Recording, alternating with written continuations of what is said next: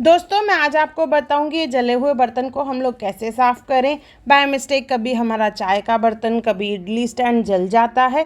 जैसे मैंने ये इडली बनाने के लिए रखा था स्टैंड पर, पानी मैंने थोड़ा सा कम डाल दिया जिसकी वजह से मेरा ये बर्तन जल गया है। तो मैं आज आपके साथ ये वीडियो शेयर करूँगी कि कैसे इसे आसानी से साफ़ करें।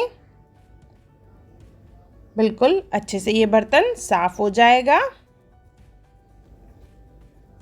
हेलो फ्रेंड्स, मैं मुस्कान आहूजा और आपका स्वागत है मेरे चैनल हुनर मुस्कान का पे। सबसे पहले जैसे बर्तन जल जाता है तो उसमें आप गर्म पानी डालें और साथ में उसके साथ हमें डालना है विनेगर। थोड़ा सा विनेगर डाल के इसे 1 घंटे के लिए छोड़ देंगे तो जो जली हुई परत है वो ढीली पड़ जाएगी और आसानी से निकलेगी। 1 घंटे के बाद ये पानी जो है हम लोग निकाल देंगे और उसके ऊपर थोड़ा सा नींबू घस देंगे। तो मैंने यहाँ पे आधा नींबू लिया है। जहाँ जहाँ कालापन है वहाँ पे हम लोग देखिए नींबू घसेंगे तो ऐसे ही परत जो काली है वो निकल रही है। अच्छे से नींबू को घस देंगे, देखिए परत बिल्कुल ढीली पड़ रही है। इसके बाद हम लोग एक स्क्रब ले लेंगे और उसके ऊपर लगाएंगे एक्सो सोप हो या विम बार हो, थोड़ा सा लेके उसे घसना है हमें। ये इजीली निकल जाएगा। इससे पहले मैंने 25 साल पुरानी कढ़ाई को कैसे साफ़ करें उसका भी वीडियो मैंने डाला है, ज़रूर देखें। उसका लिंक मैंने डिस्क्रिप्शन बॉक्स में भी दिया है और ऊपर आई बटन पे भी है।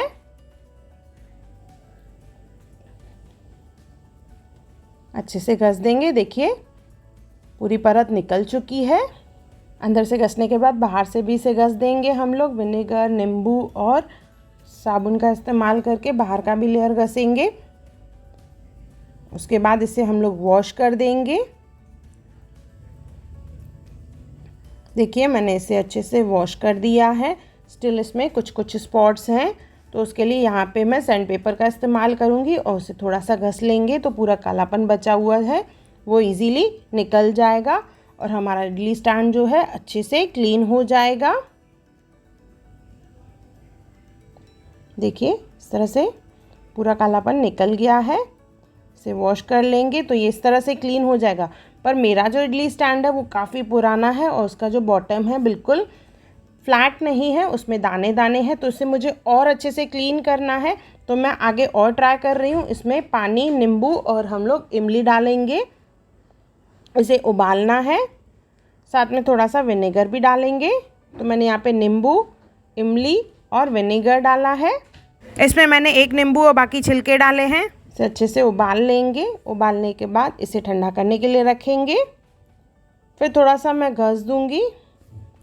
जैसे मैंने बताया मेरा ये इडली स्टैंड काफ़ी पुराना है। ये मैंने ये पानी डिस्कार्ड कर दिया है। अभी इसे थोड़ा सा फिर से हम लोग सोप से घस लेंगे तो जो इसके होल्स में जो कालापन अटका हुआ है वो निकल जाएगा। मैंने जैसे बताया इसका बॉटम जो है फ्लैट नहीं है। दाने दाने होने की वजह से इसमें जो कालापन है रह गया है। देखिए ये अभी उबालने के बाद अच्छे से ही क्लीन हो चुका है। आपका अगर बॉटम फ्लैट रहेगा तो फर्स्ट स्टेप तक आपका पूरा क्लीन हो जाएगा। पर इस तरह से अगर आपका इडली स्टैंड पुराना है तो ये स्टेप ज़रूर करें और इडली स्टैंड को इस तरह से चकाचक क्लीन कर दें।